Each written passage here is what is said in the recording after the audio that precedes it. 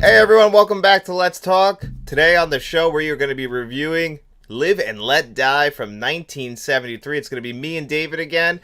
And hey, we're going to dive right into it right now. David, what did you think of Live and Let Die? Did you enjoy it? I love Live and Let Die. It's one of my favorite Bond movies. Yeah. It could potentially be my favorite Roger Moore Bond movie as well. Really? Well, this one was directed again by Guy Hamilton, back for the third time. Believe it or not, David, this one had another $7 million budget. So, I don't know what it is with $7 million budgets, but they must have just been allocating that right to the Bond movies. But this one actually made, what is that, $162 million. And it's the first time Roger Moore is in there as James Bond. Well, I have a theory why it's 7 million. Yeah, I can't believe it's because 007. You think that's why? Because that would make it actually... It's weird that they keep giving these movies $7 million budgets and they just go over and make over $100 million at the box office. You'd think they'd up it a little bit and like, yeah, stop having to worry about constraining it so much. But, I mean, it works for them, and this movie I thought actually looked way better than actually previous Bond movies, but we'll dive into that in a second, because we're going to actually, right now, since we're doing the Bond movies, we're going to actually do rankings at the beginning of these videos for you guys. David, why don't you give them your rankings first of the top 7 Bond films that we've done so far? No problem. So, at number 7, I have Diamonds Are Forever. Okay. At number 6, I have You Only Live Twice. All right. At number 5 is On Her Majesty's Secret Service. Okay, I respect that. Number 4 is Dr. No. All right. Number 3, Thunderball. Number 2, Goldfinger. All right. And my number 1 is From Russia with Love. All right, I respect that. I respect that. High ranking from Russia with Love, but I respect it. Yeah, I know you love that movie. So that's actually... Yeah, it's a classic. I just think From Russia with Love is a really good spy movie, and they didn't even have to have James Bond in it, and you could still enjoy that film.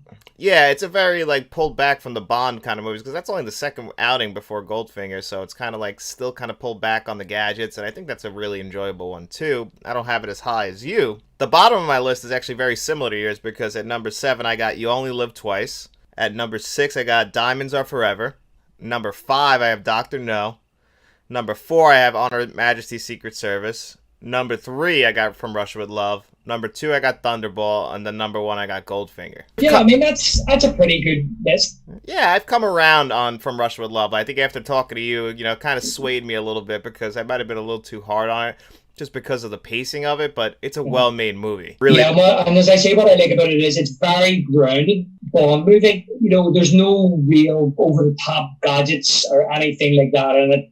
And it has a great villain in Red Grant as well, and a really good story. That's what I like about it. I think that's why it stands the test of time, even though it's a product of its time. It's dated in a ways of effects and things like that.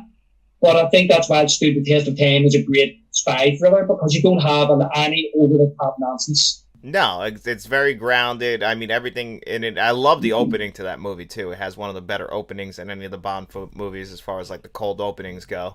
I think that might have been the first one to actually do that, which is really cool also. Yeah, I'm trying to remember Dr. No. It's been a while since I've seen that one, but I do have the when you think Bond has been killed and it turns out to be it's not Bond, it's somebody else with a mask on, and it has the superb Robert Shaw playing Red Grant.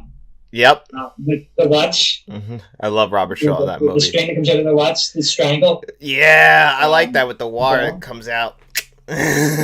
Robert Shaw's just so good. He's one of my favourite actors as well, so maybe that's why I'm influenced with From Russia with Love. I mean, his role in that is just so different from his role in Jaws, too. It just shows you the range of the actor. Funny enough, when Spielberg was casting him for Jaws, the producers actually were the ones that suggested to him, what about Robert Shaw for Quint? Oh, really? And Steven Spielberg and the writer went and watched a few of his films, and one of the movies they watched was From Russia with Love. And when they seen that, they thought, yeah, that's a perfect Quint, because they felt as if that was the first time they had actually seen a Bond henchman go hand to hand with Bond and actually be able to physically shake him on. He had that physical presence, that kind of intimidation factor, and they felt that he was the only Bond villain to that point, talking 1974 here, that actually seemed credible, that could take James Bond on. And they were right. I mean, Robert Shaw in that movie, his presence is unbelievable. That's actually true. He's equal to the main villain in that movie. He is a threat throughout the rest of them. Although I like Oddjob in Goldfinger too. I think he's a very big threat as well. But yeah, as far as like I'm thinking of them all, they're all pretty easy to cast aside from that point on until about 1974, and then we get some great, obviously some great ones in like Jaws and stuff like that would appear throughout the rest of the movies. But up until that point, yeah, I'd agree. Robert Shaw was probably the most menacing, most threatening, and he didn't really have to talk as much to be. He just really did a lot of it with his face. He just looked angry. It was perfect. And with the blonde hair as well, he really stood out too. When you think about it, oh yeah, the blonde hair style and all. Oh yeah, I mean, I don't really have hair, but when I do, it's blonde. And that's a mine's colored grey, so don't be worried about it. Yeah. At least you've still got a bit of colour in yours. The beard kind of makes it look like I have more color. Other than that, it's not really much color on top, and it's thin, and you know how it is. You're preaching the converted here, John. Yeah, that's why I always wear a hat. So people, keep it short. Exactly. People don't need to know what's going on. But here, funny enough about your Her Majesty's Secret Service ranking and your Dr. No, out of my list here, I was conflicted over that. I actually was going to put Majesty's above Dr. No, and I don't know, at the last minute I switched them around because I think it's been a while since I watched Dr. No, but I think part of the reason is because it's the first one and it established Bond and it has a lot of the tropes and kind of like the seats of the tropes of what we know Bond to become. Like, for example, the villain with the deformity in the lair at the end. We have the quintessential Bond girl as such, Audrey Andress coming out of the water, all those type of things. You've got the Bond theme, all those type of things to me from Dr. No are where it started. So I think that's probably why I just picked Her Majesty's Secret Service for me in the fourth place there. Yeah, I mean, I think what on Her Majesty's Secret Service and both Dr. No, why I even rank them higher, even if I don't love the pacing, I love the set design. I think that the set design, the cinematography of both of those movies is done really well.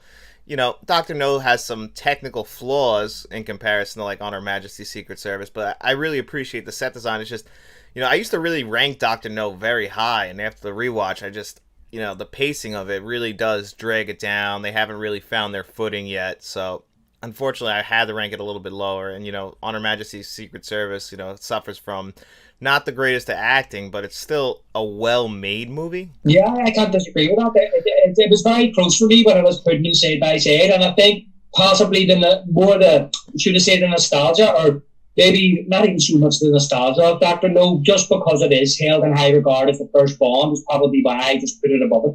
But maybe you're right. Maybe it's not necessarily a better movie. Yeah, it's got to get the credit, at least when you're talking James Bond. It's the first Bond movie, so it's important. It sets the stage of what we would, learn, come to know Bond as. And obviously Sean Connery was still finding his footing. But speaking of Sean Connery, they actually offered him the role for this movie before they moved on to Roger Moore, but he declined. So Roger Moore was selected. They had tried to get him before, I believe, right? When they were getting George Lazenby? Yeah, as far as I'm aware, they actually offered it to him for Dr. No, and then again on Her Majesty's Secret Service, and for whatever reason he didn't take the job. I heard that they had went to other actors before Moore for Live and Let Die. He even offered it to Burt Reynolds. He says that he thought it should be played by a British person. That's really honorable of him, because I've always felt like that too. And it's funny that even in the 70s, Burt Reynolds, who could have had a star making, because that's really before Smokey and the Bandit. So, he was a star, but he wasn't like an established, like the big time. Like, I think it's just off of Deliverance.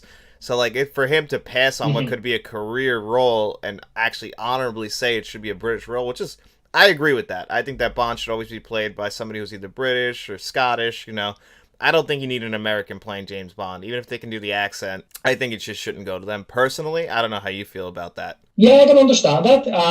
It's never really kind of bothered me, because we've had Bonds before who aren't necessarily British, but you could turn around and say that was the reason why they weren't successful. But, for example, George Lazenby's Australian, isn't he? Yeah, I guess that's true too. But I feel like it shouldn't go to an American, because there are other American spy franchises. This has always felt like a very, a very British franchise. Even though this one especially opened 2 weeks before it even opened in Britain, which is weird. You would think it would open in Britain first, then it would travel the world. But no, it opened in the U.S. first. So I guess that's just still, the Hollywood market of film. But just go back to what you're saying about the actors there is that no, listen, I understand, I agree. I mean, if the actor's going to be, the character's British, then I have no issue with him being British. You know what I mean? It does make kind of sense. You know what I mean? If you got somebody who was American but was able to put it up, I mean, it remains to be seen, really, doesn't it? But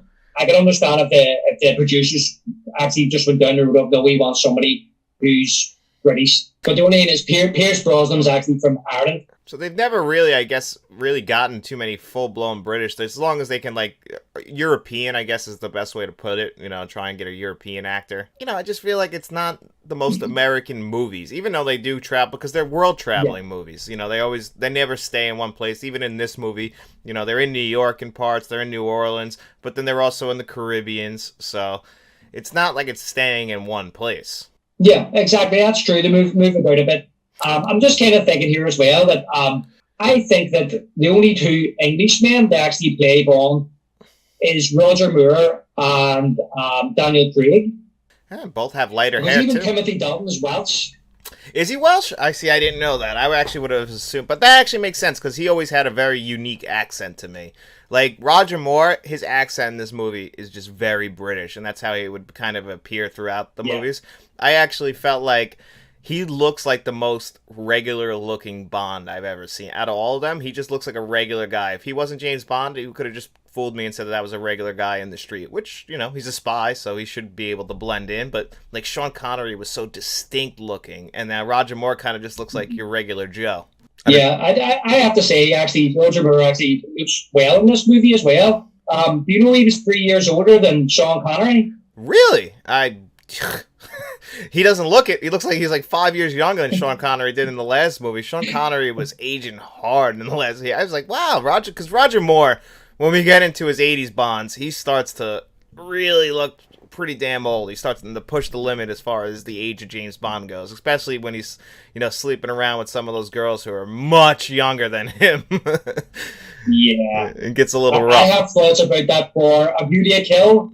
I have thoughts about that, and I might save it for that one, John, to be honest with you, but you're right. I mean, when you think about it, what year was this out? 72?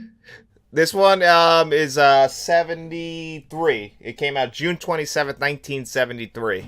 So they were filming in 73. Yep. So he plays Bond for another 12 years, really, and I think he was near 60 when A Beauty to Kill came out.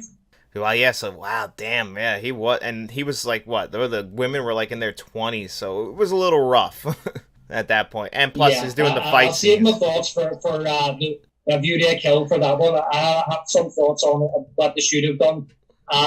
But when you think about it, this is 2 years after Damon's Dark River, and he still looks a hell of a lot younger than Connery did in 1971. Yeah, he looks way younger than Connery did in 1971. And this movie, even though it's directed by Guy Hamilton, I felt like it also made a pretty big jump in as far as the visual quality and the quality of the film itself. It felt more like a 1970s film, which is actually what they were going for, because it's inspired a lot by blaxploitation films of the time. And obviously the plot of the movie is kind of revolving around that as well. Which is what I was going to say in the previous podcast I was saying about when we get into the 70s, just watch how these films start to reflect the popular movies of that time, and this is the start of it. So this is Live and Let Die. It's heavily influenced by the blaxploitation films of the times, and I've got a few thoughts around that and a few thoughts around the score. So apparently John Barry didn't score some of the movies in the 70s because he had tax problems. Huh. Oh, that's weird. So isn't it? So they got George Martin, who was the Beatles manager. Oh, really? For the movie. Huh. I didn't know he was the Beatles manager. And obviously Wings and Paul McCartney do the Bond song. Yeah. And I really love the score to this movie. I think that I don't necessarily think it's better than any kind of Barry scores, but it's just right for this movie. He just hit the right flavour because it's a smaller urban film, and it does actually sound right for the blaxploitation kind of tone that we're going for. And I love the Live and Let Die theme song. And Say live and let die. And the way they use it throughout the movie, like they kind of just play it in different versions of it, like, you know, just instrumental versions of it, and it's done perfectly. Combine it with like the Bond theme. I absolutely love the score to this movie. I thought it was scored perfectly. I thought it helped enhance a ton of scenes.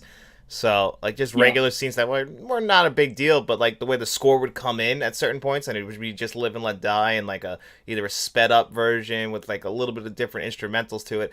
I thought it worked out perfectly. I really thought the score really helped to enhance this movie. Yeah, and as you said about how it's worked into the score, the Live and Let Die song, when he goes to the club in Harlem, what was it called again? I can't remember what the name of the club was off the top of my head. Something Soul. But I actually love that club scene. Yeah, well, there's a woman singing the Live and Let Die song, a version of the Live and Let Die song when he goes into it the second time. Yeah, I actually thought that was strange that she was singing that. I mean, it was a different version of it, but I thought it was weird. I was like, at first I was like, am I hearing that right? Because it's also very strange, the fact that Live and Let Die, because I was watching this and Faith was on the couch. I'm like, you've heard this song before, right? I'm like, did you know that it was made for this movie? Because Live and Let Die has also been covered numerous times, like famously by Guns N' Roses. Say live and let die. So it's like transcended, like just being a Bond theme song. It's like bigger than that. It's actually just considered a classic song at this point. Yeah. First of all, I want to say I hate that Guns N' Roses version. It really annoys me. Oh, the Guns N' Roses version, I actually hate it too. Like, I'm not the biggest Beatles fan. Not even like I prefer Paul McCartney actually when he went solo. Actually, I prefer John Lennon too, his solo work. But in Wings. But yeah, I don't like the Guns N' Roses version either. It's too much of an Axl Rose like showpiece, and I feel like he was really feeling himself with that one. Yeah, he definitely was. But I have to say what you're saying about the song in this movie, you're right. And that's what I wanted to ask you. Is it the best Bond song of all time? It's not my personal favorite Bond theme song of all time, but it's definitely the most famous one. My favorite one is "Living Daylights" by Aha. It's just the 80s in me, and like I love that song. I listen to that song. It's like on my permanent rotation, so it'll probably pop up like once a week for me. Yeah, I really like that one as well. But I think about what you're saying about the Wings and Paul McCartney. It does transcend more than just the movie. And I think you're right. It's one of those type of songs. I've always thought of "Live and Let Die," the song, as a song that could have just been released as a song in the 70s, and people would have liked it anyway. It didn't have to be in this movie. And I think that's a testament to them. And I think out of a lot of the Bond songs that before and since, I think that it's that's why it's endured. I think it's endured the best. Yeah, I mean, I'm thinking like in recent years, I would have to say the Adele song for Skyfall kind of had a little pop run there where it was reaching the charts. But even on like Billie Eilish's song on No Time to Die, like that kind of just came and went. So, and for the most part, like in Casino Royale, I think Chris Cornell did that one. Like that, it's not memorable. It's not as many like this one. It's a 50-year-old song, and people still, younger kids will still know "Live and Let Die," like because it pops up just all the time on just regular radio if you're listening. Yeah, and it hasn't aged. It hasn't. It's incredible. That's the thing. You can listen to like Goldfinger, great song, but it's like a big Bond song, and it's kind of dated because of the era, And there's other Bond songs as well when you start going into the late 70s and they're doing the ballads. They're a bit kind of dated. Even the 80s ones, I agree, I love the 80s ones, but even the likes of like License to Kill and Aha and A View to Kill, they're quintessential 80s songs. But this song, even in the early 70s, I feel as if it could be released next week and it will be a hit. 100%. I mean, that's the genius of Paul McCartney, though, really. Paul McCartney is one of the greatest songwriters, like song composers of all time. And even if I'm not like the biggest Beatles song, I don't know if you watched that Get Back documentary a couple years ago that Peter Jackson did. Like, you just respect the artist that he is, and the fact that he made this song with his wife and Wings. It's just a testament to his work and his body of work. Because Paul McCartney, he's still, from what I understand, can still sing. It's incredible. Yeah, I mean, I not a big Beatles fan, but my parents, that's their era, the 60s, and I grew up obviously hearing Beatles songs being played at parties and stuff like that. So I'm very familiar with the Beatles, but I wouldn't say I'm a fan. And yeah, some really good songs, of course we do, yeah. Yeah, I mean, we might get in trouble if we start knocking the Beatles because it's still one of the most famous bands of all time. Yeah, I don't want to get into trouble with anybody exactly. Anybody in my family or anything either.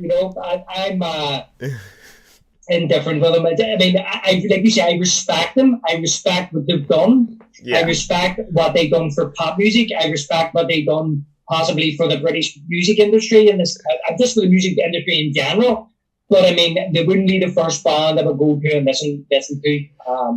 No. Yeah. No, I don't ever go out of my way to listen to a Beatles album. Like, if they're on, it's like, okay, but I'm not going to go out of my way to go listen to a Beatles song. I appreciate the influence. I appreciate everything they did, but it's just not my cup of tea. If I'm listening to music from the 60s, it's probably going to be the Rolling Stones.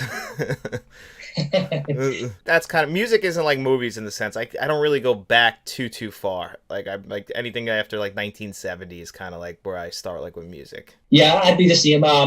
70s, 80s, 90s. Now I'm starting to get a wee bit more nostalgic for the 90s now that I'm getting older. Yeah.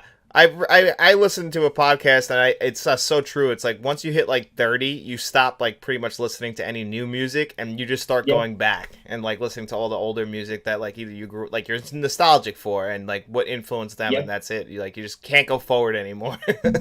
Yep, 100%. That's true. I've stopped listening to modern music, and the further we get away from the 90s, the more like you discover songs you haven't heard in years, and you go. It's actually a really good song, right? Yeah, you get like an emotional reaction to them. Yeah, brings back memories, yeah. So diving back into this movie, because this movie follows, at the very beginning, we see three I just watched Mission Impossible. 3 MI6 agents get murdered one by one, one in New York, one in New Orleans, and one in the Caribbean islands. And, M shows up at Bond's house, which, very nice house he has, and tells him that he has to, he's gotten sent out right away. We got to figure this out.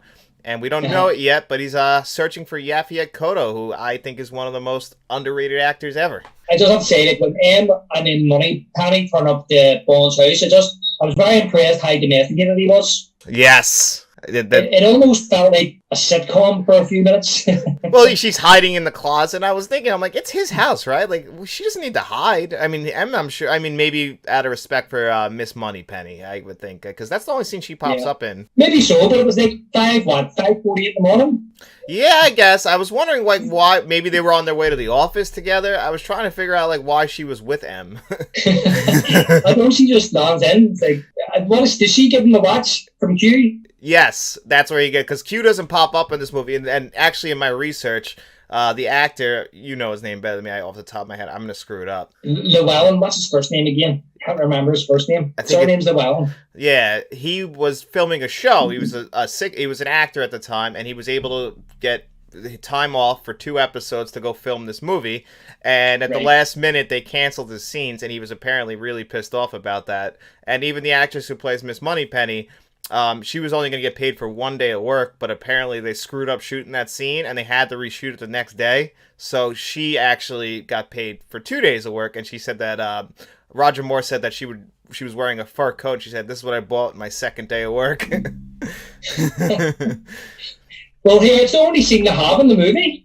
Yeah, she's only in one scene, but she was only in one scene in Diamonds Are Forever too. Apparently, they paid her the same rate for both movies for some reason. Like I said, they like penny pinching with their $7 million budget. They were really not trying to spend so much money. She changed her name to Miss Moneypenny McPinchon. Yeah, that's what they want to do. I mean, I guess she was still game because she does get a bigger role in later movies, but it's also weird that no Q, and they wanted to, I guess, pull back on the gadgets, but they use the hell out of that watch in this movie. Yeah, they certainly do. But that's what I actually like about this movie as well, is that it's Bond going on a mission. Yes. Right? It's smaller scale. It's not a guy looking to take over the world. It's set in a certain place. They come in, they give him a mission, and he goes off and he does his thing. And I think for a new Bond coming in, I think that was perfect for him to kind of find his feet. And I actually think that Roger Moore in this film, say he doesn't make a false move. I think his one-liners are absolutely brilliant. If you take it in the context of the movie, it's fun, it's tongue-in-cheek. I think he's got some of the best one-liners to this point anyway of the Bond franchise.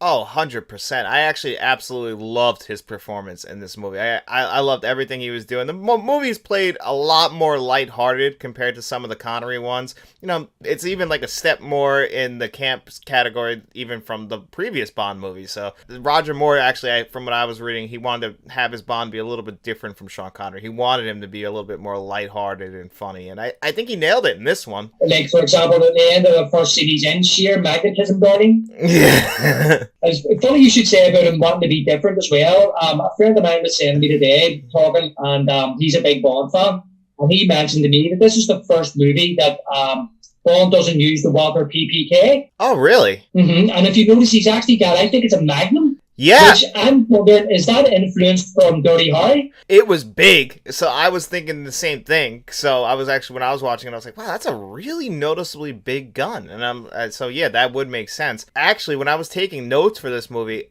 there's a lot of similarities between this movie and Dr. No. Yes. So I was pretty surprised at that. Like, I wonder if that was intentional. Like, oh, it's Roger Moore's first movie. We're going to take certain steps. Like in the, I was noticed, like, instead of in Dr. No, it's a spider. In this one, it's a snake. It's in a hotel room, like an assassination attempt with an animal. I'm like, that's right. And even a Smith and Western line. That's like right out of Dr. No. Funny enough, I thought that the same when he went to Caribbean Island. I was getting vibes of Dr. No, and I've thought about this before. When he goes into the bungalow and he's looking for the bugs, and then, as you say, the snake instead of the spider, I just thought this is like Dr. No. And when the CIA guard comes through the door as well? Yes. If I remember correctly, there was a bad guy comes through the door in Dr. No, but he ends up killing him, doesn't he? Yeah, well, that's like where but it's the same thing where the gun is like coming through the door first before he does, but that's right out of Dr. No. Same thing in the bungalow. In that one, it's a different Smith and Western line, but the fact that he says Smith and Western, in that one, he's like, you've used all yours, and then he kills the guy. But in this one, it was a little bit different, but they both bring up the gun being a Smith and Western. I was like, it has to be a Dr. No reference, because there was just a few of those throughout, but yet the tone of this movie is nothing like Dr. No. No, it's not. I mean, it's quintessentially early 70s. It definitely is, as we said. It goes back to the blaxploitation movies of that time, and that's where it's getting its influences from. Now, I haven't read the book, but apparently in the book, Solitaire was black, was an African-American woman. Yep. And Rosie, who plays the CIA agent in the book, was white. So they basically, for the movie, they've switched them around. Yes. What did you think, speaking of which, of switching the roles around like that? I thought they both did great, but what did you think of Felix Leiter in this movie? Yeah, I mean, I made a note, and then you're kind of looking at he's different again, isn't he? Yeah. A different actor. He played Felix Leiter twice, but not in back-to-back movies. He plays it in this, and then I believe in Not Living License to Kill, he comes back as Felix Leiter. Yes, that's right. That's where I recognized him from. I knew him from somewhere, but I wasn't sure if it was from another Bond movie or something else. I thought he was very, very good in this, to be honest. Felix, for all he was in it, again, he was playing it for laughs as well. Yeah. Like, for example, when Bond actually takes over the airplane, what was it? The Bleecker Flying School. Yes. And he gets in, and there's a student in the plane. She's called Mrs. Bell, and he says there, "That's just wing it, Mrs. Bell."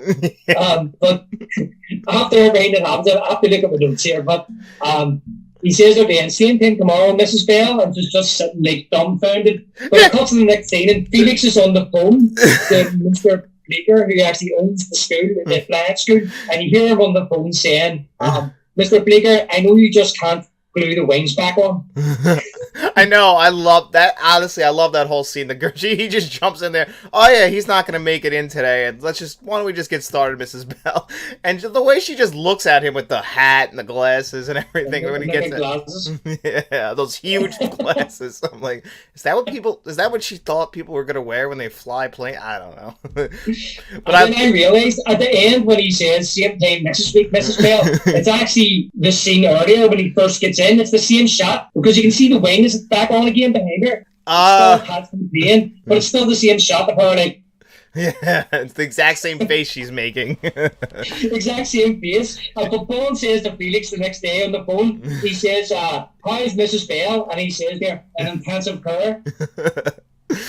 It's overall, it's just really it's a very lighthearted, funny movie, but everything is just kind of dull. Even like the dramatic scenes, like they're not too dramatic. Some of the line delivery isn't the greatest, but I really loved also in this movie Yaphet Kotto. I love him. Although he's not the most menacing of villains because the way he delivers lines in all of his movies, he's never like the most menacing guy. Always think of him from like Alien or Midnight Run. Yeah, I think he's great in this. I think he's brilliant. I know what you're saying about him feeling menacing. The biggest thing that got me about this movie was Mr. Big and Mr. Kananga.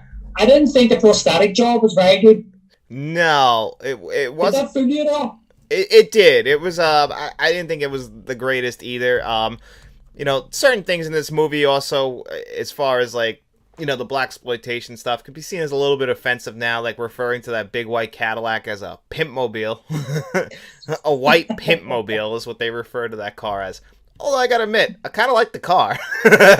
Yeah, it's a very nice car. And what about the taxi driver as well, talking about being offensive? Yeah, calling white people honkies and everything like that. Dude, they got But I did like his name when Bond offered him $20. Yes. I mean, it's just And of the then time. when he picks him up later on, I actually like this too. When he picks him up later on, he's calling him Jim. Yeah. Hey, Jim. Yeah, I know. I was noticing that too. I'm like, he just automatically assumed that because his name is James, he would be going by Jim. I thought that was pretty funny. Yeah, and I've never ever called anybody, or never ever heard anybody call James Bond Jim, ever. No, I think I was trying to actually think of that. If anyone has ever referred to him that in any other movie, I don't think he ever goes by Jim. I guess he was just assuming, he's in New York, and in the sense that he was just assuming that his name's James, he must go by Jim. Every other James goes by Jim, right? Yeah, I think he was probably getting a bit cute. Yeah, I think that was the whole reasoning behind that. I like actually because they did film in New York, and it actually felt like the way they were filming, like moving the camera around a lot. It did feel like a lower budget kind of movie, like the blaxploitation movies at the time when they were filming in all these different scenes. Yeah. I like that a lot actually because they did go film on location, not just in Pinewood and in London. Yeah, I actually seen that they changed the aspect ratio for this movie, so it was like 1.66. Some of the previous movies were 2 point something or other. Yeah, so it was more kind of like a TV kind of feel about it rather than a grand kind of movie.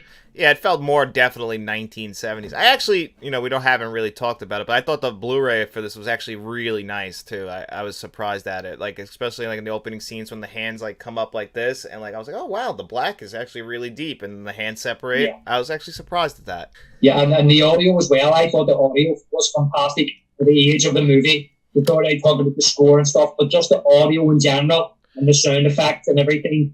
As you say about the Blu-ray, I actually had it on the sound bar and I had it turned up and it sounded pretty good. Like, I actually had to turn it down a bit. Yeah, I guess that's the technology advances. We're what now? 11 years after the first Bond movie, so technology's advancing. Even if they're only still giving them $7 million for each, it's like at least the cameras are better, the audio, like they're able. Because earlier in the movies, you could have some definitely some audio issues for sure, especially in Dr. No. I distinctly just remember it just sounding like very echoey at points. Yeah, and speaking of which, I actually thought the fight sequences in this, which were few and far between, were the best staged yet, apart from obviously the fight in the train with Red Grant. But I actually thought that there was very few cuts, very few jump cuts, and you could see what was happening. And it wasn't too over the top. I actually enjoyed the fight scenes in this movie more than any of the previous Bond movies. Yeah, me too. I thought that they were all done really well. I mean, I do enjoy that. That From Russia with Love fight scene is great, though. I gotta admit, on the train, that's one of the more memorable ones. Even though it's got a bunch of the jump cuts, and they would do that again with On Her Majesty's Secret Service, I do really like that fight scene. But they're a lot cleaner in this one. You could tell they probably had more rehearsal time. More choreography for it, that they were able to shoot it like that. And they keep the camera on them, they may cut a different angle, but it doesn't cut when you see a punch coming along. No, they know what I mean? Or jump cut when you see anything like that coming. Yeah, they actually have much better coverage in the sense that, with the arm, I'm sure he's not hitting him, but it looks like he does enough that you don't have to cut it to another angle to cover it up for us. It looks definitely a lot cleaner in this one. Speaking of which, we don't get a mirror a la Connery snapper punch of the Bond girl, but we do get Kananga hitting Solitaire with a left hook like he's Mike Tyson. Yes, he does knock him the hell out. Although, He did try and drown 2 women in this movie. Moore was trying to drown, like he was like, when Felix Leiter first walked in and he was like drowning them, like trying to get information, and then like lets her come up. Yeah. But like, you know, that's as far as we get with Roger Moore hitting women in this movie. Although, in his defense, they were trying to kill him. What'd you think of the henchmen, Yaphet Kotto's henchmen? What'd you think of those 2 guys? The one guy with the one arm, and then, you know, the big heavy guy. Oh, the big heavy guy. But he comes into the bungalow and he was bringing him room service, and it was the weirdest voice that I had ever heard in my life. What was up with that fella's voice? I don't know. Well, I assume that his name was Whisper. I assume that's why they call him Whispers, because his voice doesn't rise above that. And I think that's what gets him almost killed the first time, is because he can't yell. And Moore kept saying to him, "What?" Yeah, like he doesn't no one. Everyone says what to him. I think even Yaphet Kotto says, like, I guess maybe that's the point, is like he can't speak loud. But I mean, when they shoot the couch with him, that scene I'll just never forget till the day I die. And the couch like blows up and he just falls. Yeah, that's right. That was very funny. And he kind of goes like that at first because he thinks he's actually Kanaga's gonna shoot him. Yeah, Mr. Big's gonna shoot him, but he shoots the couch and it just expands and throws him up back down again. Yeah. Which is just foreshadowing to the very end when Mr. Big dies and we get that horrible effect of him blowing up like a balloon and hitting the ceiling. Do you know what? See, watching that again and seeing him burst out of the water, he actually sounded like a whoopee cushion flying into the air. Yeah, I was just like, I guess that's what the design of that bullet was, but I'm like, that's crazy. But the thing is, where's the blood? He exploded with no blood. I feel like they actually used the balloon, and because he exploded like a balloon. Yeah, it looked like one of those blow up dolls. Too much air in it, and it just exploded. Yeah, I couldn't believe that. But I mean, hey, that's using practical effects in 1973 for you. You know, in today's world, we would just get a CGI of him, and they'll explode it that way. Yeah. Well, I think that maybe if they put too much blood and guts in it, that they might have got like an R rating or something like that. Then maybe that's why they just compromised. Like, oh, blow them up with blood. Be all right. That's true. That's probably exactly what it. Especially since back then all we had was PG or R, so you couldn't go too far. You know, especially like when Bond shoots people in any of these movies, we don't really see any blood. We just kind of assume that they're dead. What is it when they're having like? Is it the voodoo guy? Yeah, they're all there, and they're watching him. But in advance, he goes in and starts taking people out, like he's in the Old West.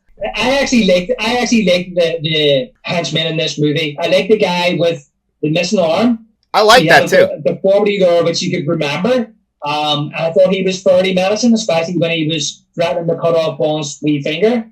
I also like the voodoo guy, but I don't even know their names. That's the problem. The problem is I don't know their names, but they're very memorable visually.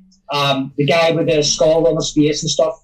Oh, that guy. That scene in general was actually kind of freaky. Like at first it was the animatronic, and then it came up, and the second guy, it was actually the real one of him, and he had his face painted, and you see the yellow in his eyes and his teeth. I was like, that's actually a pretty scary scene. Yeah. You know, that whole scene on the Caribbean island. I like that stuff. I thought that stuff was done pretty well. And they wanted to actually shoot it in Haiti, but Haiti wouldn't allow them, so they actually shot that in Jamaica. Right, they shot in Jamaica, but that island is a fictional island, isn't that right? Where Mr. Big is, island doesn't exist. No, I don't remember what they called it. In the beginning of the movie, they were showing like each location. I don't remember if it said a name and then an island in the Caribbean, but I don't remember what the name of that island was. So yeah, that's right. I can't remember the name of it either, John, but I think it was actually a fictional island for the movie. But yeah, it was filmed in Jamaica. Yeah. But I like his laugh and all. I thought his laugh was brilliant. And when Kananga left Hoops solitaire, he's just sitting in the corner laughing. Yeah, I love that.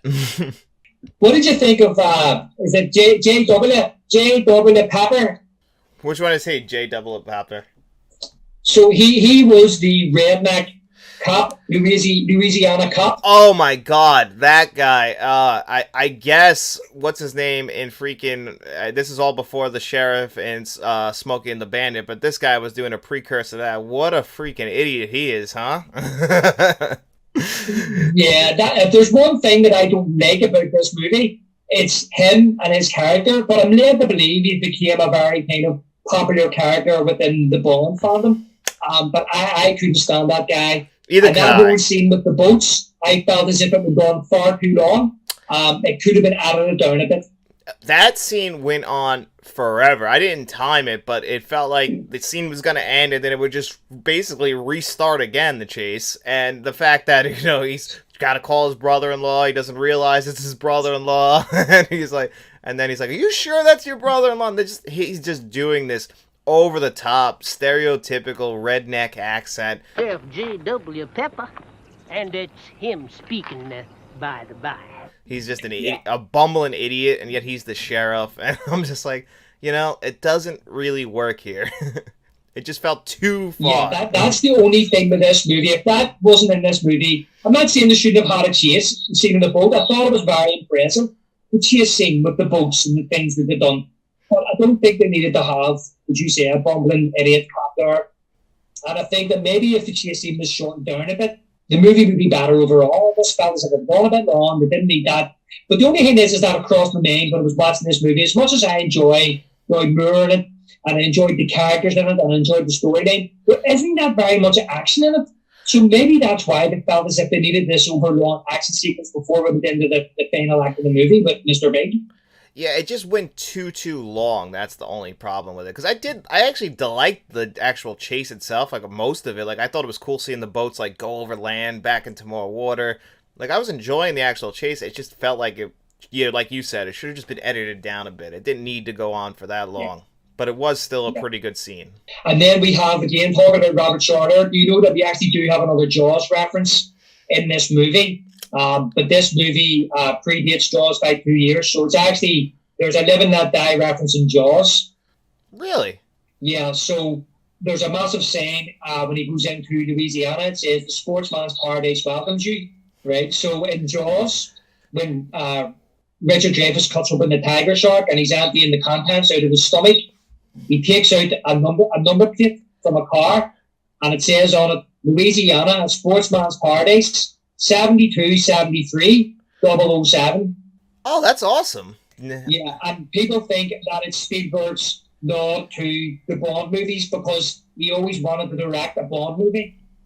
He basically always wanted to do that. I remember reading that about Indiana Jones, and that basically that's when George Lucas came up with Indiana Jones, essentially, was the two of them. Like, we can do our own thing, because, these are very much, not like the Indiana Jones, like, those are adventure films, these aren't, but, like, in the sense that every movie's a new adventure. Yeah, exactly, and you're right there, 100%. I think it was when Star Wars came out, Spielberg and Lucas were in Hawaii. Lucas asked Spielberg, what are you going to do next? And he says, I want to direct a Bond movie. And Lucas says, well, I've got something better. He's called Indiana Smith. Indiana Smith. I'm so glad they changed that last. Can you imagine? I don't know. Would you think the franchise would have lasted this long if it was Indiana Smith?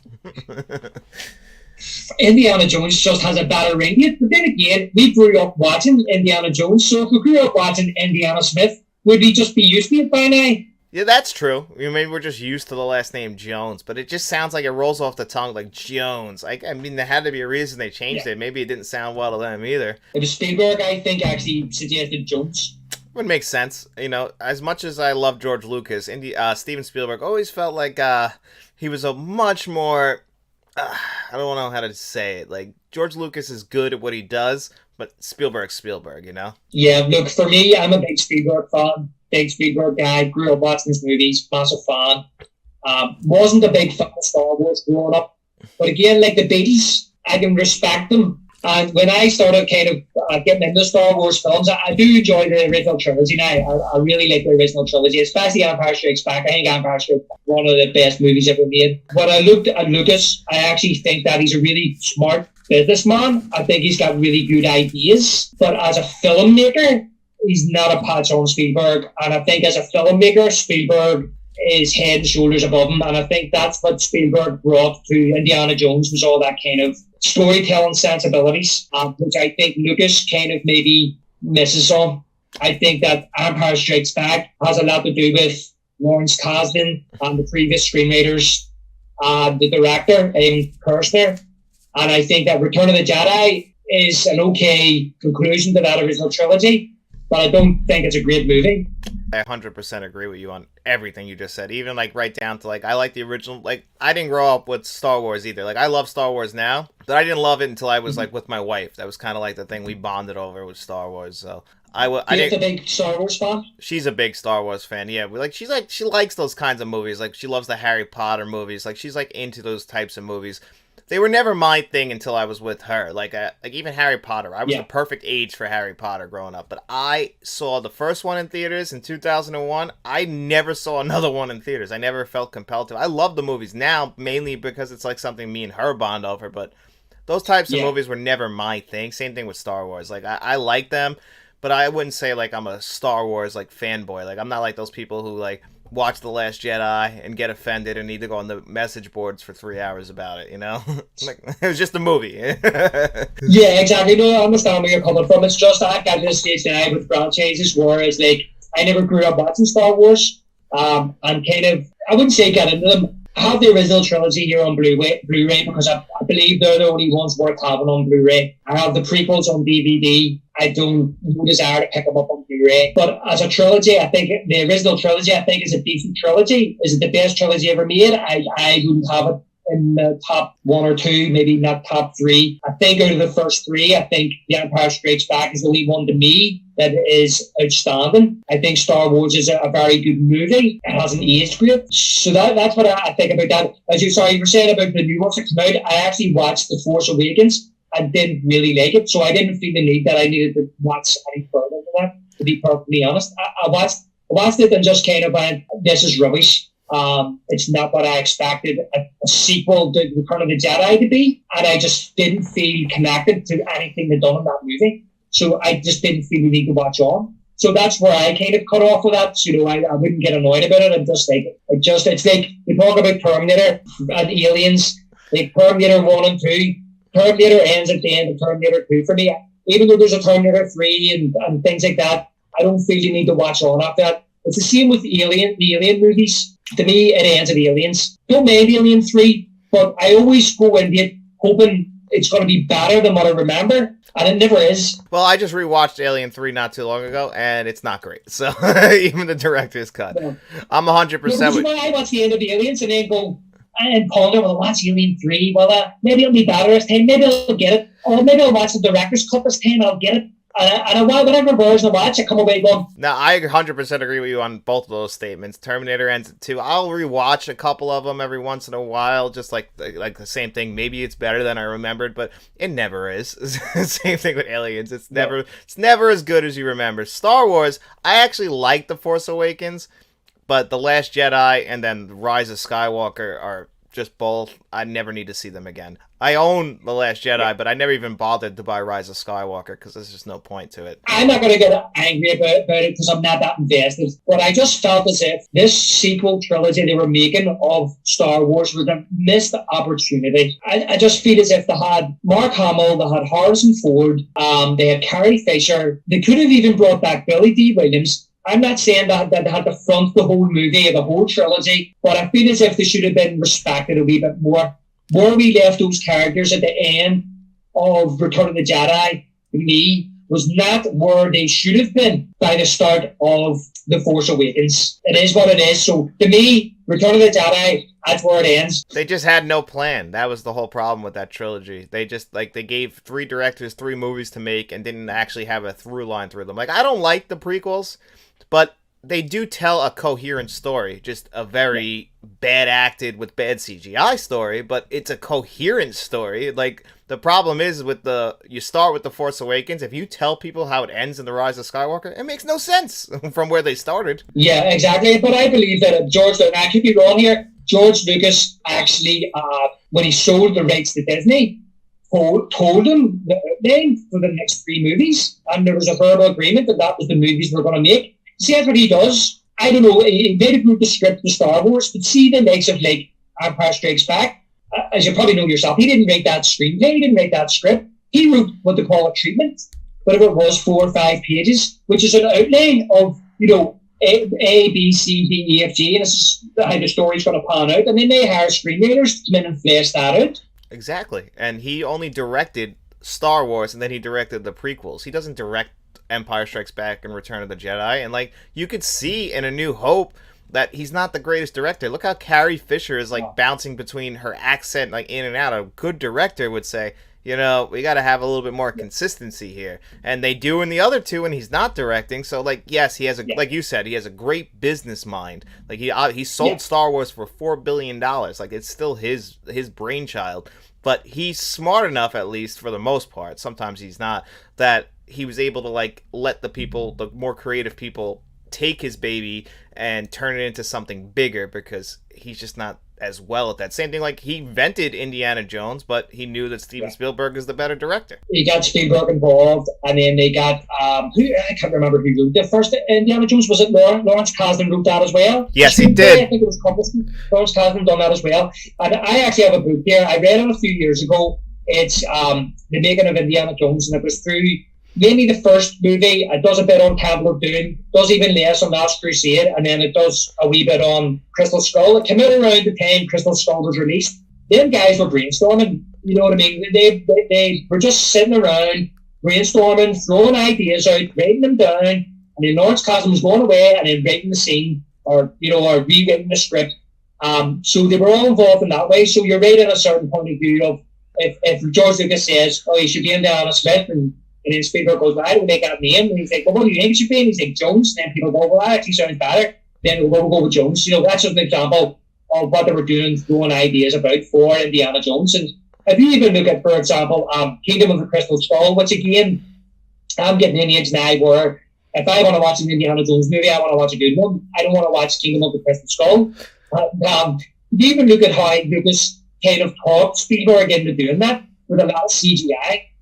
But the whole idea of Indiana Jones was that it was supposed to be based on the serials from like the 1930s and 40s. So it didn't have to be perfect. It had to be done maybe using old special effects, old techniques. And even though there were techniques used in the late 70s, early 80s, and through the 80s, which were the techniques of the time, it didn't have to look perfect.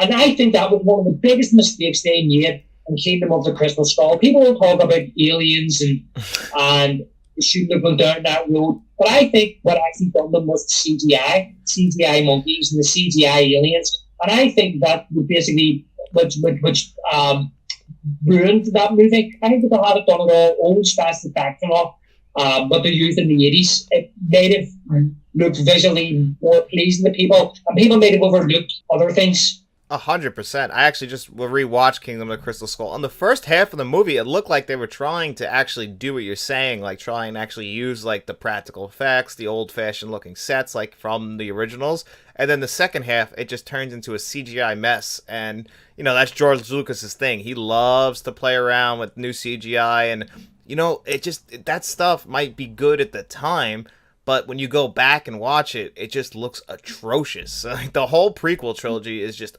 ugly now. It literally looks like they're just acting in front of a green screen, and you could see how much they're struggling with it. It hurts those movies so much. And that's why if you go back and watch, for example, Raiders of the Lost Ark, it's been a couple of years since I've watched Raiders, but I mean, doing a lot of those effects practically and doing proper stunt work, that doesn't age. No, I mean, yeah, you might say like, oh, it looks fake, but I actually prefer that they're actually using real stuff. Like that boulder is at the beginning is a real boulder. Like, I'm sure it's not like the weight of it, but that's a real practical effect that they did. Like, they actually took time to do all that. Everything was done practically. Everything was done for real. Like, yeah, you still know it's a movie, and like, yeah, when you're watching this movie and like they have the guy blow up, but all that stuff is real. It's all real stuff. Like, all the actors are actually working with real stuff, and I think that plays a big part in things. Well, if you look at Raiders as well, just talking about Raiders, and we'll go back to Volunteer, of course, but talk about the board of that opening scene, right? Okay. The filmed it on location. I think it was Hawaii, funny enough, in location, same place that they filmed Jurassic Park. But then they go to a studio, and they build the inside of that cave where he goes down and swings across, and there's the Ada. But that's, even though it's probably fiberglass and it's wood and it's fake spider webs and it's maybe grass hanging down and pieces of old, what they call wood and shrubbery or whatever it may be to put in there. It's physically there. It's artists have created that. That's never going to date. I mean, the film's set in 1936, you know, and then they bring in the real tarantulas, the real spiders. I mean, if they made that now, they would make those tarantulas CGI, and 15 years' time, they would make fake. Where we are 40 years down the road, and those tarantulas look real because they are real, and use the camera to kind of like the illusion that they're, what can I say, poisonous, or they're rabid. What I actually heard was that is that when they went in to do the scene, they have spider wranglers with a bunch of tarantulas, and they took the tarantulas, and they were just lying there, they weren't moving. Yes, I heard about that. Have you heard about this? They're not moving, and they're all males, and they put a female in. Yeah, and they started all running about. Just shows you how just how nature works. That's all it takes is a woman, and that got all the way up to humanity. It all it takes is a woman that not all the males lose their minds. Yep, put one woman in there. All running after their tails. That's it. There's thousands of us and one woman, but you know what? We're all gonna try. yeah, that's it, exactly. but of course, that then sort of ties back into Bond. I know this was a good 7 years before Raiders of the Lost Ark. But as you said, Bond inspired Raiders, and everything that they were doing back in the 70s with Bond was practical, and they had to work out ways to do all these stunts and all these special effects, and they had stuntmen to do it. Okay, some of it may be dated by today's standard, but there is a kind of charm about that you sit down, you watch this, and you go, somebody's actually doing that. You know, the stunt with the crocodiles, do you know that was real crocodiles? And that was actually a real stuntman running over the backs of these crocodiles. I appreciate all that. I appreciate it when they do things for real, and they use real, like, they use stuntmen and everything like that. Like, there's just, we don't get that anymore in today's, pretty much, like, you know, yeah, Tom Cruise is still willing to risk his life for everybody, but for the most part, like, the last 2 weeks, I've seen The Flash, and I've seen Transformers. It's just, you could just see the acting in front of the green screen. I really think it hurts the act. Yeah, I do as well. I agree with you, and I think with some of the biggest films of all time that have, let's take for example Jurassic Park, and I know they use a mix of animatronics and CGI, but when that T-Rex was attacking them cars, that was there. So when that T-Rex put its head through the top of that car, it wasn't meant to knock the glass through. The plexiglass came through and landed on top of them kids, and them kids were terrified. And that's in the movie. You can see that. Now, I'm not advocating that kids or stuntmen or actors should be hurt by mechanical creatures. No, at least they didn't get hurt. But there's something there. You can act off it rather than kind of like, as you say, having a blue screen there and a director telling you that there's an alien in front of you, act terrified. You know, you can actually act off like aliens, you know, having an alien in front of you, the alien queen's there. I think that all just makes for a better film. I just think it, like you said, it's just harder when the director's just like, yeah, act like there's an alien in front of you, or act like if you could at least do that, or at least get somebody in a suit. Yeah, I might look weird, but you know, at least in a way, it's real, and it'll make you feel real. Yeah, because any kind of film, you have to suspend some sort of belief anyway. So what's the difference? We're all not going to really end up in these situations. At least I hope so, you know? Yeah, exactly. I wouldn't want to. I mean, Richard Dreyfuss in Close Encounters of the Third Kind, I think it was at time when Spielberg was pushing the boundaries of special effects with his spacecrafts, and there was lots of times like Spielberg was telling him to look up into the sky, and Dreyfuss was asking him, what am I looking at? I don't know what I'm looking at. He had to explain him, well, we're looking at this and this and this, and there's lights in the sky, and this is coming down and whatever. And he was like, okay. He was looking up in the nothing and trying to act in the nothing. And for somebody like him at that particular time, I suppose, in the mid to late 70s, that had never been done before, that type of directing maybe, and that type of special effects. So him as an actor probably was being utterly confused. Yeah, I can imagine that would be confusing. I know exactly what you're talking about. I'm sure, like, I'm guessing that stuff was done with miniatures and stuff, because that's usually what they used back then, was more miniatures and everything like that. So I guess they would probably have to do that in post too. And what was that? That was this late set. Was ILM open yet, or by that point? Because I'm sure. I think ILM did do some of it. Yeah, I think they did. I think that was the beginner made of it. Didn't ILM not work on Star Wars in the same year? I think ILM was only starting then. Yeah, some of it I think as well, John, was like optical illusions, the place over the top of the film. Yes, they did that a lot too, or just like, a lot of like crazy camera tricks. Like when you look up that stuff, like what they're able to actually just do with placement of cameras and stuff, or just like, make things seem closer than they are or further they are. That stuff's always fascinating to me. And that's another thing that for the most part, we've lost, that they don't do anymore. It's like they don't actually. It's a lot easier to make a movie now than it was, because you're really passing it along to other people to help finish your movie. Where back then, you had to really do most of it on set. And the funny is, you said about camera angles and perspective. One of the best ones is in actually Close Encounters of the ship that ends up in the desert. And on camera, you've got this ship, and it looks absolutely massive. And I think it was only a model that was maybe, I don't know how big it was, the model, but that's obviously in the foreground, and the people are away in the background, and it makes this ship look the scale. Yeah.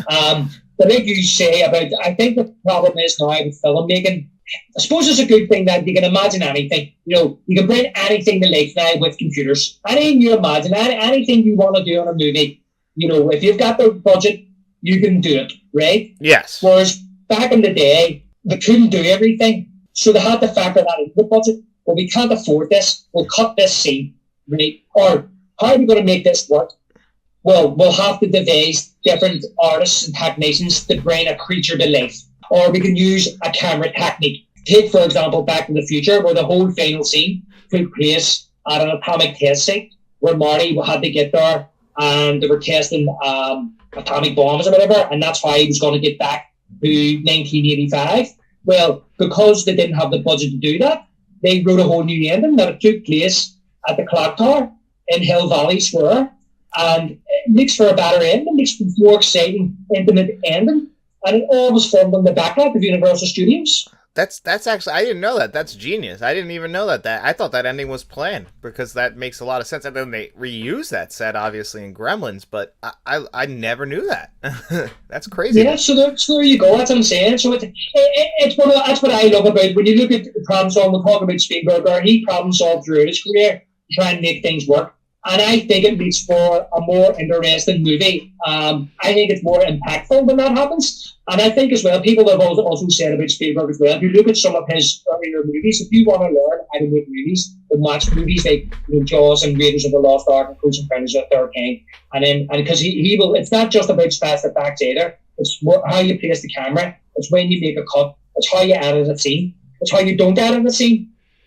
Like, for example, in Jaws, when Roy Scheider has to go out and bring the Boy Scouts in from swimming, and he's standing on this wee boat that brings you across from one side of the island to the other, and the mirror comes on to convince him that it's not a shark and don't close the beaches. That's all one shot. It lasts for 4 or 5 minutes. It's one shot. The boat moves around. The actors come into frame. They're blocked, and the boat starts moving around the bay, and the camera just stays where it is the whole time. The camera doesn't move, but the bay moves. The boat moves around the bay, and then eventually Roy Scheider and the mirror move to the foreground to have a conversation that nobody else can hear them having. But all the other actors, stay in the same place, and you can still see every single one of them. And that to me is genius. To sit down and plan that and block it out, and then maybe I don't know how many takes, 10 takes, 15 takes, I don't know. Just to do that is amazing. And then he does it again later on when the billboard with that's been vandalized with the shark fin, and Richard Dreyfuss and Roy Scheider are trying to convince the mayor not to close the beach. And it's all one shot, it's all one take, and it goes on again for 2 or 3 minutes. The camera angle's kind of low, but this time the camera actually moves. Because they're arguing about, you know, the shark's still there, you gotta close the beaches, and they move around, and then you see the sign is vandalized, and that's the only camera movement you have. That's it. It's all done in one shot and one take. Now, I know it's not special effects, and I know it's not kind of like having the brainstorm, but it's basically just how to tell the story, to push the story forward. You know what I mean? With these 3 characters or these 2 characters, and they're just camera in one place, blocked out perfectly, and then just talking out the scene. I that's another thing I didn't know, but that makes perfect sense. And that's, you know, again, blocking scenes and getting everything ready to go before you actually start filming, choreographing, you know, rehearsals.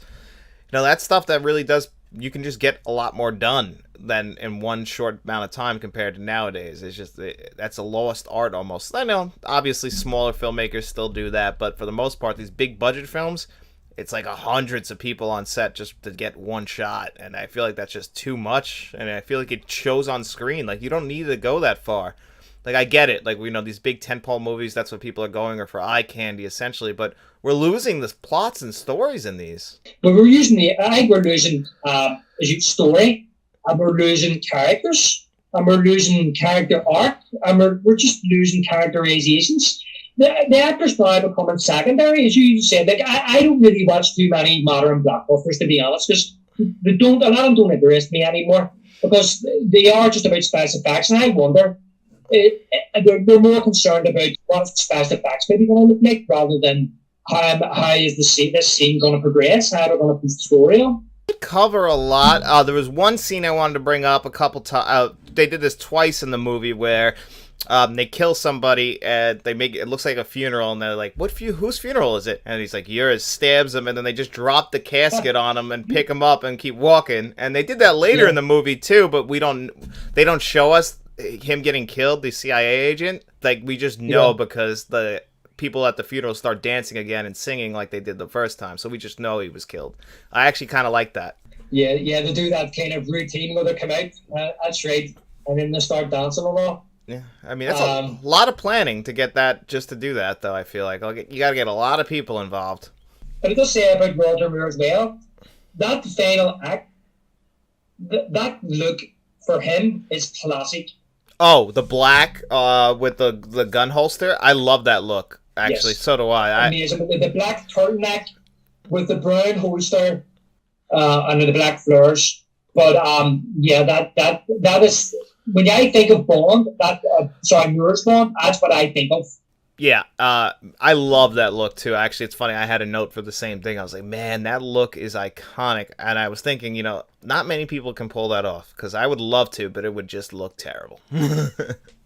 Yeah, no, I couldn't pull that off. I'm too skinny for that. Yeah, I'm the opposite. So yeah, he looked good in that. And I had to have a few other things here. Did you notice? I noticed this last night watching on the Blu-ray, when the voodoo henchman comes running at him with machete, and machete wiggles. Yeah, I did notice that. There was a couple things. I mean, a lot of the one-liners are great, like you brought up earlier in the review. Like, the one-liners are great. That's pretty much, he does a bunch of those throughout this movie. Even his line delivery in general, it's a lot more lighthearted, but I just really do appreciate that about Roger Moore, that he wasn't trying to do a one-for-one. Like, George Lazenby originally was trying to copy Connery. Roger Moore kind of brought his own style to it, and I like that about this. And again, the gun is awesome. The gun, there was a few other wee things as well about that too. Now, he goes into the bar and he orders a drink. Now, I can't remember what the drink was. I should have made a note of it. But usually, I think Connery orders was the martini. Yeah. Isn't he shaking that stirred? Yep. Did Moore order a different drink? He did. He didn't order. He didn't order a martini. I think he just ordered. I think it was a gin or something like that. It was not a martini, though. And I was like, that's weird. And then I thought that they were going to do it later in the movie. Like, they were going to bring the trope out. They were saving it. Like, it's like with the watch. Like, they use the watch a ton in this movie, but he doesn't really get to, like, get it fully functional to what he wants to until, like, the very third act. Like, there's times where he, like, kind of uses part of it, and then he gets distracted and he has to stop. So I thought that they were going to whip the trope out. Yeah, well, I liked the fact that he used it when he was stuck on the crocodile island, and you think, oh, this is how he's going to get out, he's going to pull this boat over, and then the boat's on a rope, so he couldn't use it. So I thought that was pretty smart from a point of view of kind of subverting the expectation of the audience. Once he uses the watch, everybody's like, oh, he's going to use the watch, and then he uses it later on. He escaped from the rope to get down from being put into the water where the sharks are. But another thing as well that he actually uses, we're saying about the gun, and we're saying about the drink, Connery was always smoking cigarettes. Well, Moore is actually smoking cigars. Oh, yeah, you're right. He is. Uh-huh. And I love that where somebody asks, where's Paul now? And it just cost him his hand waving with a cigar in his mouth. Yeah, he does pull off the debonair look for sure. So, he's definitely a different Bond, but yet it still feels like plug and play in a way, especially since they're, bouncing around with the other actors. Like Felix Leiter changes again, but M and Moneypenny are the same. So, it's got that Bond thing where some actors come back, but others don't. Yeah, and I like when he goes in, you talk about the one-liners, the one when he goes into the bar the second time, and somebody says to him about sitting in the corner, in the booth, and he says, no, we'll have a table at the stage, and Felix says to him, have you got a problem with booths? And he says, I once had a nasty turn in a booth. Yeah. But then he drops into the floor, Yeah. and somebody says to him, someone says, thanks for dropping in. Thanks for dropping. I love that, actually. And Felix Leiter comes back to the table and like, where's my friend? I'm like, everyone in that restaurant was more than willing to help. They brung a new table in right away. They were waiting for Felix to get up.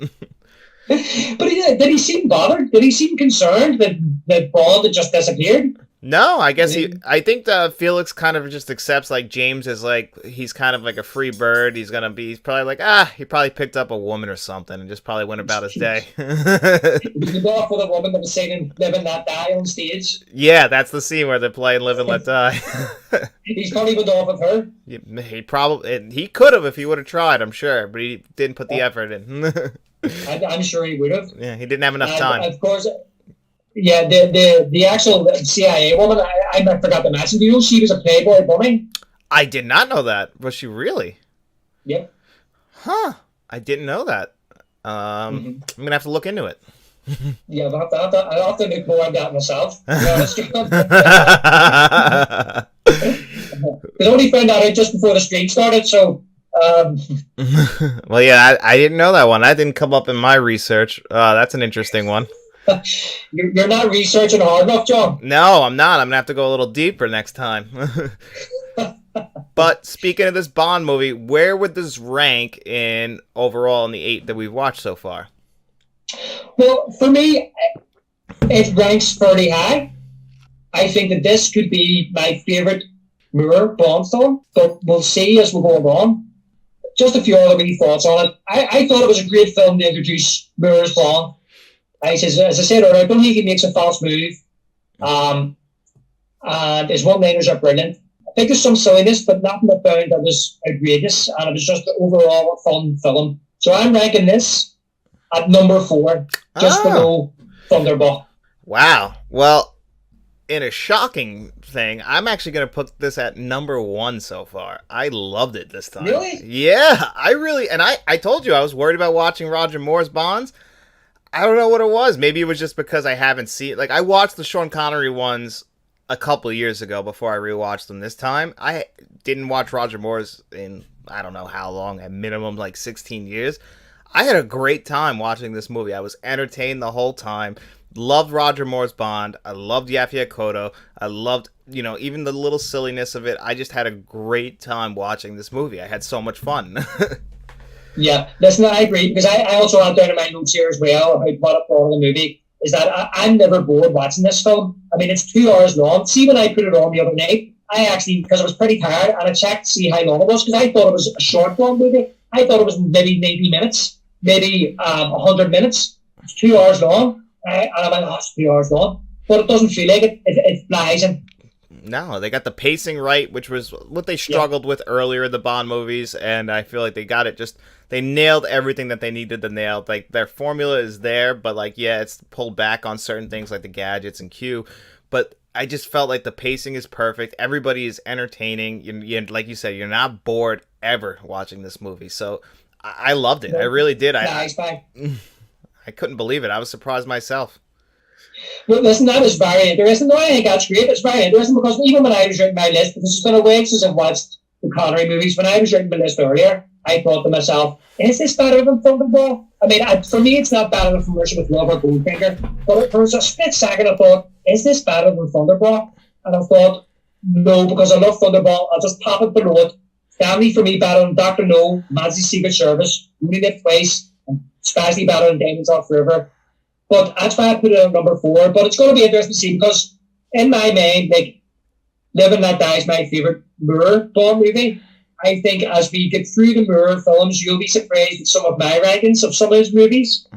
But I think that there's a consensus. The Spy Who Loved Me is his best movie, is his best Bond movie. So I'm going to be very interested to see if there's any Bond movies in there that you think it Moore Bond movies that could top Live and Let Die and take that number 1 slot as we go along. Now, I think that The Spy Who Loved Me, for me right now, at this moment in time, it wouldn't be my second favourite Moore Bond movie. So, it'll be interesting to see how that pans out for me as we go along watching these.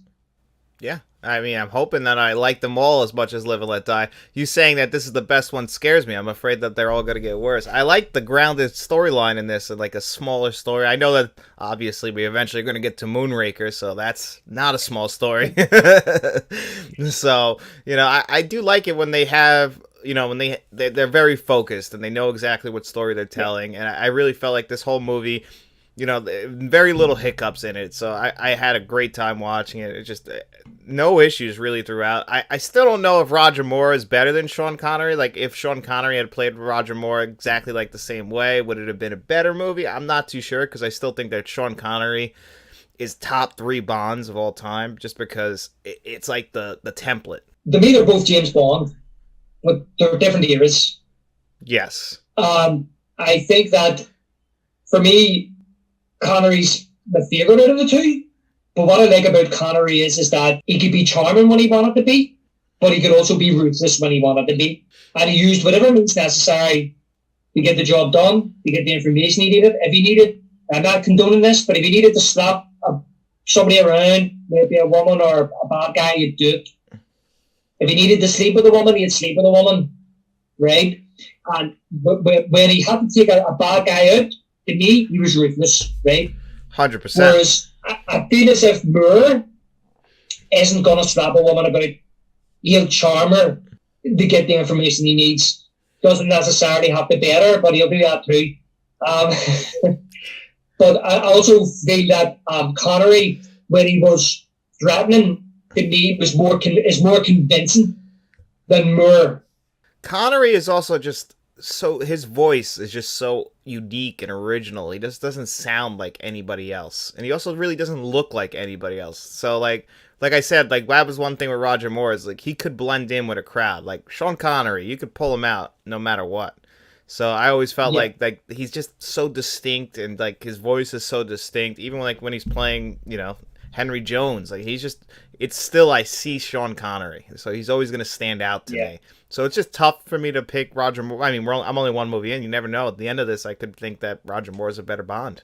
But for right now, for right now, I still got to give it to Connery after only one movie with Roger Moore. But I did like them both. Yeah, I like that. Like, I'm not one of these people that says that this person's Bond, this person's not Bond. I believe all of them are Bond. Even Lazenby, it's still Bond. You know what I mean? I haven't watched Pierce Brosnan ones yet, but to me, he's still Bond. Just different eras. I don't buy into all this one is and this one isn't. I just think that people have their favourites, or people have their, who they prefer. I mean, even, I'll be honest now, I'm not a big fan of Daniel Craig, but, we'll get to those ones. Like you were saying about Connery, and you talked about Henry Jones Sr., when you watch Last Crusade, he's plays a lot of it for kind of laughs. He plays a lot of comedy, which is what they were going for in Last Crusade. But one of my favourite scenes in Last Crusade is when he slaps. Again, he's slapping people. But when he slaps Indiana Jones for cursing. Yeah, that's blasphemy. That's blasphemy. Yeah. So we've seen Indiana Jones for 3 movies now get punched and beat up and shot and all the rest. And he's retaliated whenever he's had to.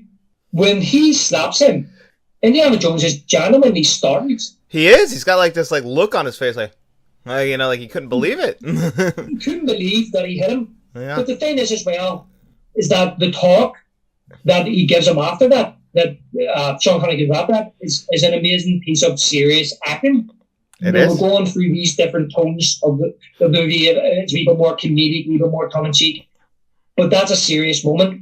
Because of that moment, Indiana Jones nearly has a tear in his eye, because he's saying about, I never understood you, and either his mum, and I that's one of my favourite parts of that movie, those serious moments when you pull back Sean Connery from playing, like, because, you know, a movie does have a lot of the, they were going for, like, almost Buster Keaton and stuff, like, you know, those kind of sight gags that they were going for, that over-the-top comedy, which works for me, but, like, it is nice when they let them just actually act without the comedy. Those scenes do work very well in that movie. That's why I think that's the best one, in my opinion. I know you're more of a Raiders guy or a Temple of Doom guy, actually. Well, Temple of Doom has been my favourite Indiana Jones movie, but Raiders, I think, is probably the best out of the original three.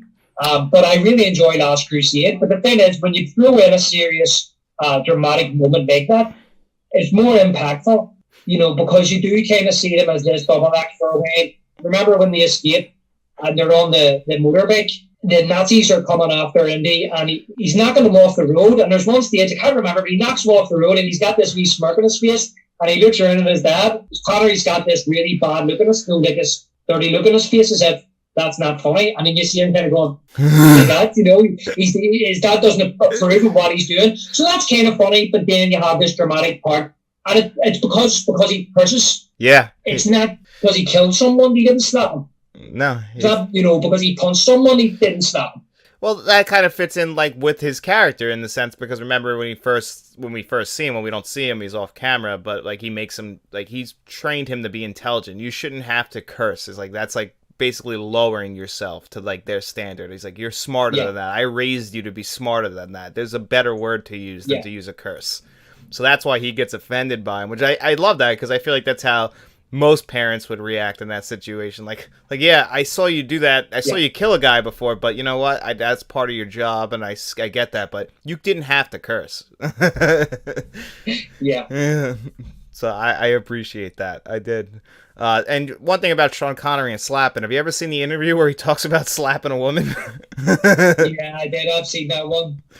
I think he says something like I stand bad or something like that, didn't he? He like says, like, he's like, you know, if they get out of line, sometimes I give them a little slap. Just a little slap. Just a little slap, you know. He's like, and that Barbara Streisand's like, you're getting a lot of fan mail about that. He's like, oh well. He's like almost like, okay. Like, he just doubles down on himself. Yeah, I've actually seen that where he talks about that. Yeah. But Sean Connery and his accent, as I say, he plays an Egyptian in Highlander, you know, we should be playing a Scotsman, but no, he plays an Egyptian with a Scottish accent. And then obviously Hunt for Red October, he's playing a Russian with a Scottish accent. He's not changing for nobody. The Untouchables, he's supposed to be Irish. He starts off with a half-decent Irish accent at the start, and then just morphs back into Sean Connery. Yeah, when they're on the bridge and you first see him and he's walking the beat, he does have a pretty good Irish accent, and then he does just shift back into his regular Scottish accent like 2 or 3 scenes later. Yeah, it's like, I can't be doing this anymore. Yeah, he's always the Hunt for the Red October one kills me every time, especially since he's speaking Russian, and then when they zoom in and then they zoom out, it's back to, and it's just like, well, he's not Russian, he's Scottish. But then again, who else is it, like? Does Tim Curry use a bad? He doesn't use a Russian accent really either. So they were all kind of like bouncing between stuff. Yeah, you know what? I've never actually seen Hunt for Red October. It's one that I actually need to watch. Oh, it's actually I've heard about it. It's a good movie, actually. John McTiernan directed that. Oh, did he? Right? Yeah. I would say that, you know, it's not as good as Predator or Die Hard, but it's a really good movie. The biggest problem with that movie is, you know, Alec Baldwin plays, I think it's Jack Reacher, one of those characters. And then Harrison Ford or whoever takes over the role in the next movie. So I always kind of just felt like that's like it's weird, like how that it's supposed to be the beginning of a franchise, but Alec Baldwin only plays the first one. Oh, okay. I didn't realize that was part of the Jack Reacher novels. Yeah, it's just one of them. So like it kind of stands on its own because nobody ever comes back, but I really like that movie. You should definitely check that out when you have time, because it's got a great Sam Neill's in it too. It's a good movie.